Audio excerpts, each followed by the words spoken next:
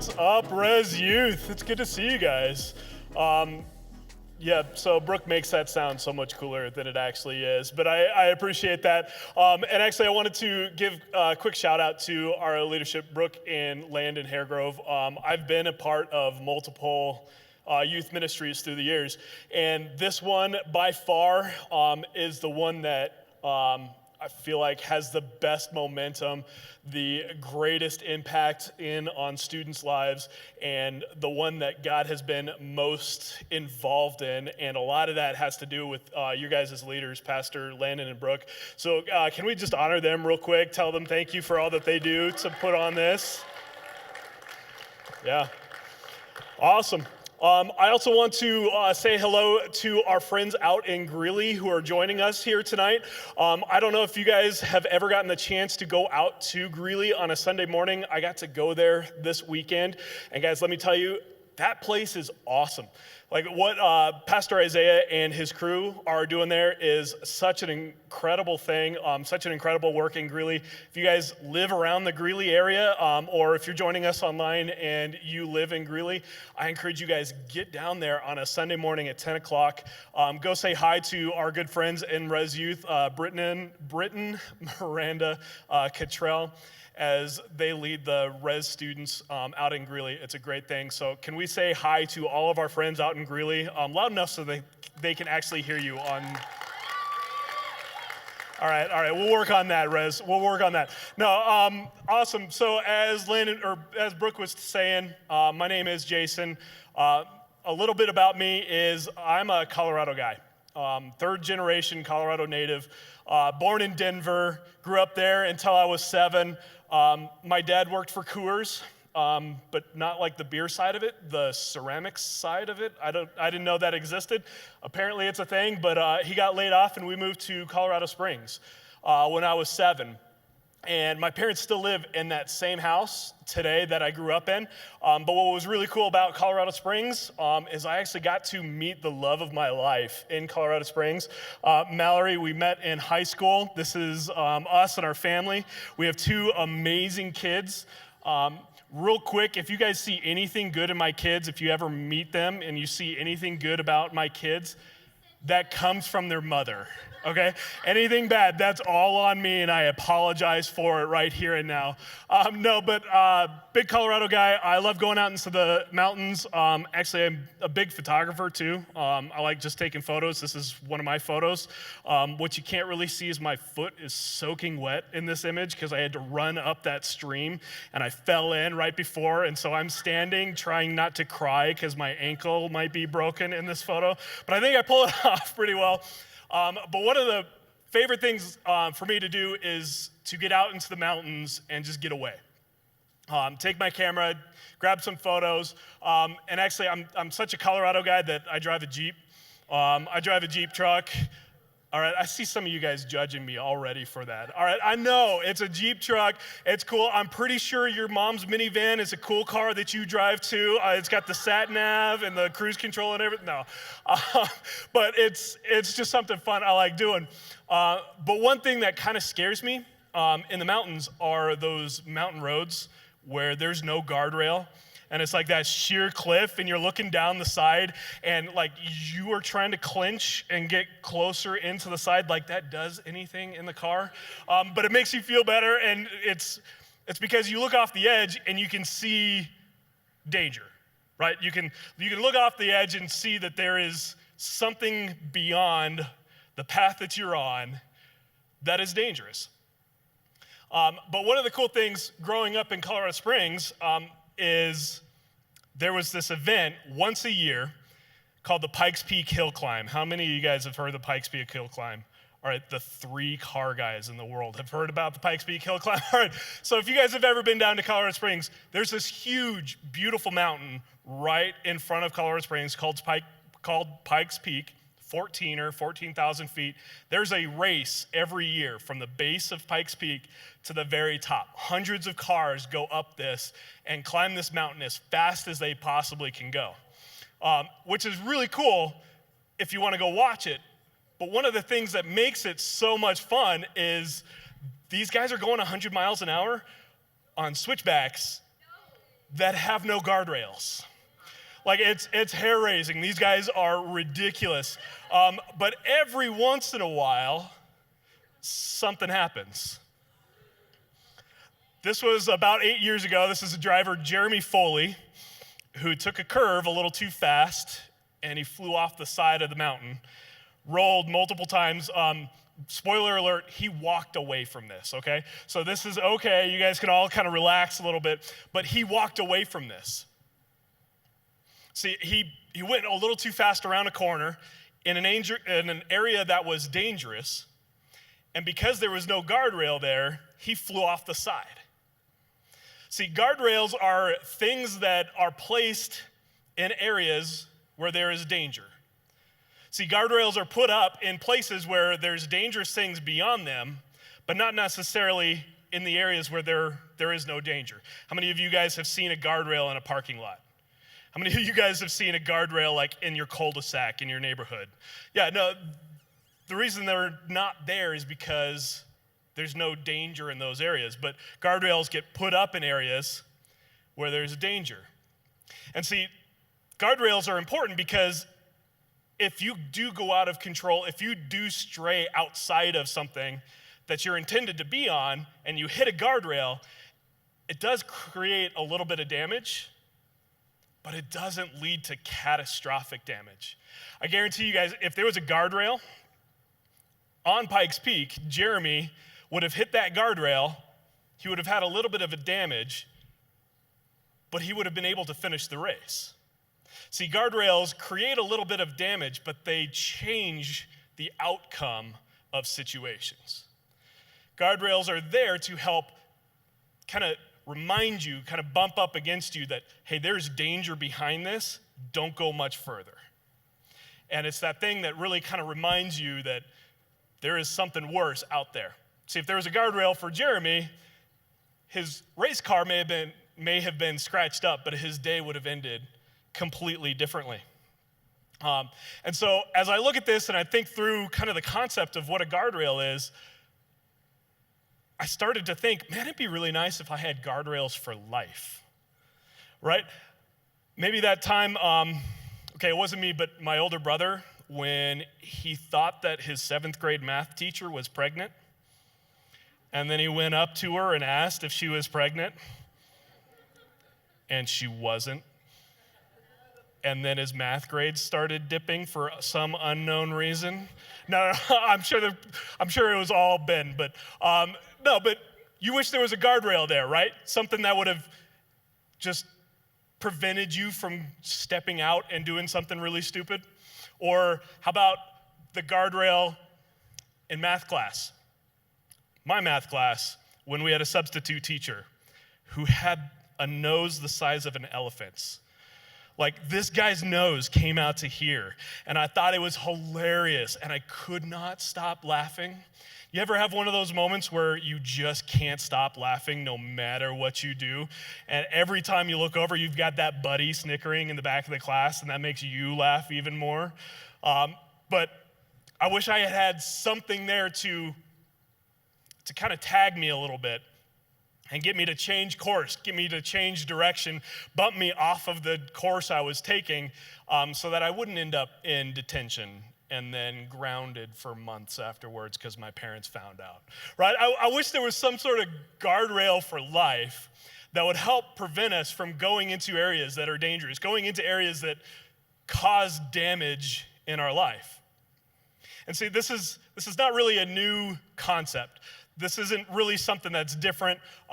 There are kind of ways that we can start to live, and there are things that we need to consider as we go through our life, because we all understand that life has dangerous sides to it. There are things in life that lead to dangerous things that can cause us huge damage if we stray beyond the intended path that we're on. See, it even says here in Ephesians 5, it says, so be careful how you live. Don't live like fools, but like those who are wise. Make the most of every opportunity in these evil days. All right? Don't act thoughtlessly, but understand what the Lord wants you to do. All right, so with that, let me pray, and we'll kind of dive into what this is. So God, we thank you for tonight. We thank you for the opportunity to kind of wrap up this Playbook series. And I pray that the words you have for us tonight would impact us where we are, that your concepts and your words would come through and would help us kind of navigate these dangerous areas of our life. We thank you for the opportunity to be here, and it's in your Son's name we pray. Amen. All right, so let's unpack this verse a little bit. Oops. All right, so be careful how you live. Okay, you don't need to be careful if there's no danger. All right, being careful when there's no danger is just called paranoia. All right, being careful means there is something out there that could be dangerous. So this is a warning. Hey guys, acknowledge that there are dangerous things out there. Don't live like fools. All right, this is another part of this verse where it's, hey, don't live like people who see that danger and decide to ignore it, right? Ignoring something that's dangerous is something foolish. It's something where you're choosing to do something that isn't really wise, that isn't suggested. Don't live like fools, all right? And then don't act thoughtlessly, which means put thought behind what you're doing. Acting thoughtlessly means you're acting without thinking through what you're doing. You guys got to think through the circumstances in your life. You got to think through what you're putting yourself into because there is danger out there. You got to think, don't think thoughtlessly, you got to think thoughtfully. Got to understand, figure out where those dangerous areas are, and start putting in guardrails or boundaries to keep you guys on the path that leads to success, that leads to comfort, that leads to the things that you want to go to, and not off the edge of this cliff. All right, so that begs the question, don't act thoughtlessly, do what the Lord wants you to do. What are those things? Like what is good?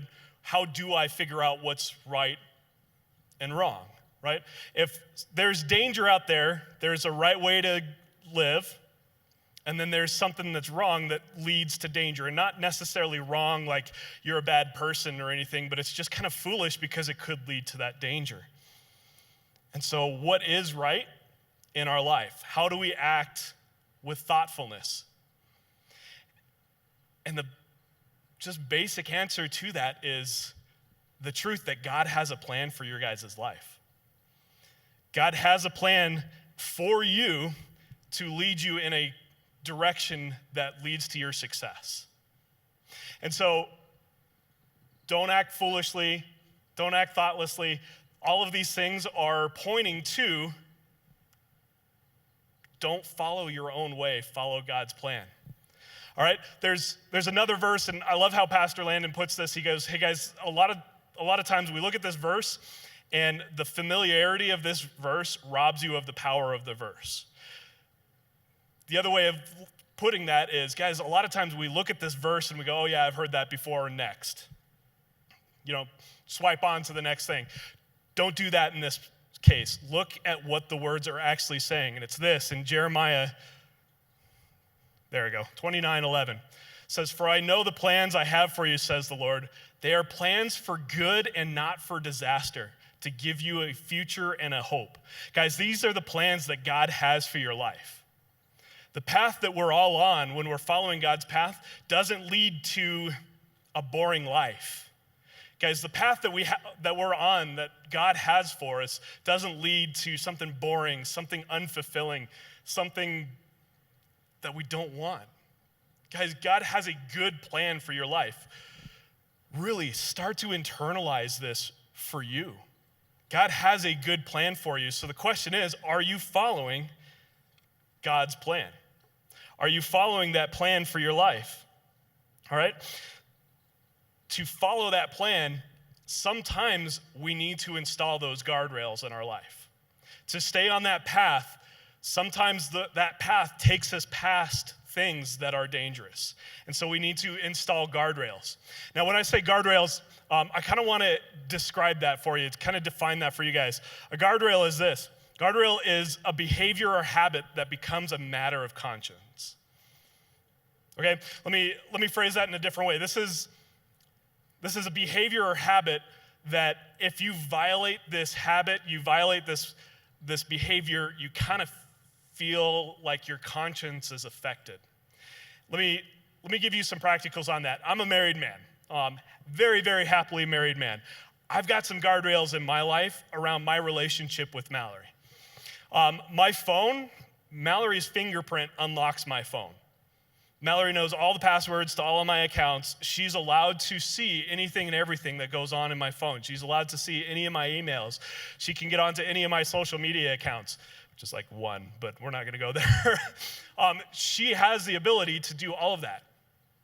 Another one I have is I don't spend one-on-one time with someone of the opposite gender as me without letting her know. This kind of is a little interesting because in the professional world, sometimes there are just meetings where I'm one-on-one with someone else. And immediately when I get home, I choose to tell my wife these things. Now that's a guardrail because if I ever came home and chose not to tell Mallory about one of these meetings, I would feel like I'm hiding something from her. Now let me ask, did I just cheat on my wife? No. I didn't do something that would cause intense damage to our relationship. But I did something where it affected my conscience in a way that prevents me from going any further down that cliff. See, it's that guardrail that gives me that quick conscience hit that prevents me from going off the edge. See, a guardrail is a behavior or habit that becomes a matter of conscience. It's something that we choose to do that if we violate that thing, we feel bad about it, but it really prevents us from going further. It causes that minor damage to prevent the catastrophic damage later. All right, so we got to establish those guardrails. We got to put those things in our life, in those areas where if we strayed too far off of that, it would lead to damage. So the question is, what part of your life, what are those areas in your life that are potentially damaging? The first place we need to understand, or the first place we need to identify is those areas in our life where if we strayed too far, it would lead to incredible damage. So what are those areas in your life? Some of this might be your choices on social media. You know, do you tend to gossip on social media? Do you choose to kind of push the buttons of people, which is really easy to do these days? I don't know if you guys have ever noticed. Just comment on a political-minded post and see what happens. Now, that's just kind of stirring up the pot. All right, so maybe there's something there. Maybe it's something within school where you sit right next to the smart kid and you cheat off of him in your test so that you don't fail a math class. All right? Hey, guys, can I tell you something? The smart kid knows you're doing that. I know, it's a little weird. The smart kid knows you're doing that, and I don't mean to scare you guys or anything, but maybe the smart kid can do math and understands that they can tank a test and it wouldn't affect their grades, so maybe they tank a test just to teach you guys a lesson. I'm not saying I ever did that to teach a guy next to me a lesson, but if you're watching, I'm sorry. No, but maybe you choose not to sit next to that person because it leads to that. But more specifically, guys, I want to highlight an area for you guys. Dating and relationships have the potential to leave catastrophic damage on your life. They have the potential to really create this damage in your life because you have this relationship with someone else, and those relationships contain things that cause scars for future you, that cause damage, that cause regrets, that cause things that you wish you could have gone back and done differently. See, these things are those damaging things to our lives where we've gone off the cliff and we're left with those huge damaging things. And so I want to really highlight to you guys, within dating and relationships, set up those guardrails. Set up those guardrails in your guys' dating lives, in your guys' personal walk as you go through. What are those things that you are prone to falling into? What are those areas where if you went too fast in that relationship, you're going to go off the cliff? Can I give you guys a couple good practicals? Nothing good happens after 11 p.m. All right, just nothing does. There's no reason to be out past 11 or 10 or 9 or whatever it is for you guys. Set up a time. Nothing good happens after that. Agree between you and the other person. Look, at 10 o'clock, the date is done. You guys can finish that Netflix show later. Like, it's on Netflix. You can pick right back up where you guys left off. Nothing good happens after 10 p.m. because when we're tired, we don't make the best decisions. When we're tired, we don't think straight. Or how about this one? Always stay vertical. All right? This was one a friend of mine told me, and I thought it was really good because vertical things don't really lead to bad things within a dating relationship.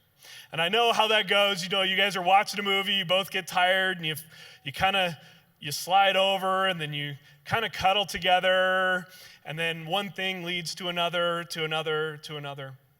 All right? Put up these practical things in your guys' dating relationships.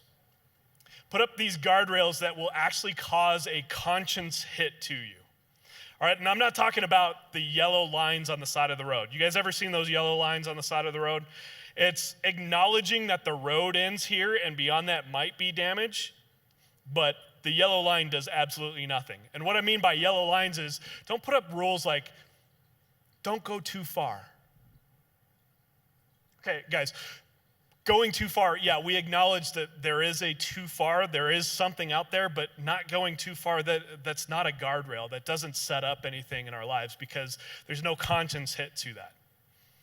A guardrail should be a rule that if you violate, you feel a conscience hit.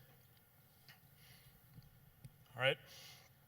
So be aware of the yellow lines. So again, how do I figure out where those damaging areas are? A lot of these times we can look in our life, and I bet all of you guys can know and can identify tonight where those damaging areas are. But the fact of the matter is there are areas that are damaging that we're not aware of. There are areas in our life where maybe a new situation will present itself that we weren't ready for. Maybe something's coming up that we didn't know was going to happen. Maybe it's just something that we haven't experienced yet. So what are those dangerous areas? And guys, let me give you some good news. Is that there is someone who does know where all those dangerous areas are, who is aware of everything that you're going to go through in your life, that you're going to experience. And this is why it's so crucial to start following God. God knows where all those dangerous areas are. God knows where your life is headed and what those challenges that are going to be in your life are. If we start following God and start obeying the rules and the regulations He has for us, that prevents us from going off the edge. Those are some of the guardrails that God has put in for us. And I know a lot of times when I say just follow God and obey God, that is met with a lot of skepticism. But guys, can I tell you one thing? God doesn't make rules just to make us obey Him. God doesn't give us rules just to make us follow Him. He's not sitting up in heaven trying to figure out who the holiest person is. So I'm just going to throw a bunch of laws out there and see who can follow the best. Guys, God gives us rules for our benefit. God gives us rules because He knows on the other side there is something damaging that can ruin a relationship, that can damage us personally. He puts in rules to help us in our lives. He wants something for you guys. He doesn't want something from you. And so God puts all of those things in. But a lot of times we don't want to follow those rules because we want to hold on to what we want. We want to make our own decisions. We want to be in control of our life. And guys, let me let me be honest, we all want to be in control until we're out of control. We all want to be in control until we're heading off that cliff face. And then at that moment is when a lot of times we go to God and we ask him to start saving us. And a lot of times that's when it's too late. We have already gone off the side of the mountain. We have already gone too far. And God is faithful to help us, and God is faithful to save us in those things, but a lot of times the damage has already been done. And so put up these things beforehand, before you get there.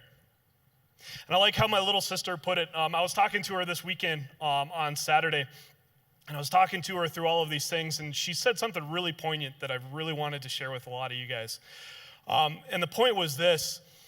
She looked at me and she said, I never knew true obedience to God until I learned true submission to God. And I know that sounds kind of churchy and that kind of sounds weird, but what she means is this. She never knew the freedom of following God until she understood that submitting to him is letting go of the way we want to do it, because she understands that God has a better way of doing it for us. That sometimes letting go of our own desires, our own plans, our own path means holding on to a God that has something so much better for our lives, that has a plan for hope and a future. And a lot of times we hold on to these things because we are so afraid of letting go, because what if God's not there? What if I let go and I fall? It says, the best analogy I can come up for this one is this is a lot like a trust fall. What if I fall backwards and nobody is there? And I totally understand that. But guys, let me tell you one thing loud and clear. God will be there. God does not forget about you. God does not forget that you're there and you need him. He's got a plan for your life. And a lot of times what's preventing us from going down that plan is our own desires, our own plans, our own direction. And so I want to encourage you guys, sometimes letting go of us and holding on to God is what we need to do to fully understand the path that God has for us. God even says it this way in Matthew chapter 6, 31 through 33. So don't worry about these things, saying, what will we eat? What will we drink? What will we wear? These things dominate the thoughts of unbelievers. But your heavenly Father already knows all your needs. Seek the kingdom of God above all else and live righteously, and he will give you everything you need. Guys, God will not forget about you. The God of the universe, who created the sun, the stars, the planets, set everything into motion, created the oceans, created the rainforest, created the deserts, created every animal that went on this earth, looked at it and said, you know what it was missing? You. That God has a plan and a future for your life. And a lot of times letting go of what we have and holding on to what God has for us is scary, but that's where we learn true obedience and where we learn true freedom of not having to worry about where our path is taking us, not having to worry about our choices, not having to worry about those things, not having to worry about those damage that could come up. And so I encourage you guys, identify where those guardrails are. Identify where those danger points are and put up those guardrails that hit your conscience. Identify the dangerous parts and those things that you choose to go your own direction instead of following God's guidance and God's desire for your life. Because I want to encourage you guys, he will not forget about you. He will catch you when you fall. He will be there for you in all of these things.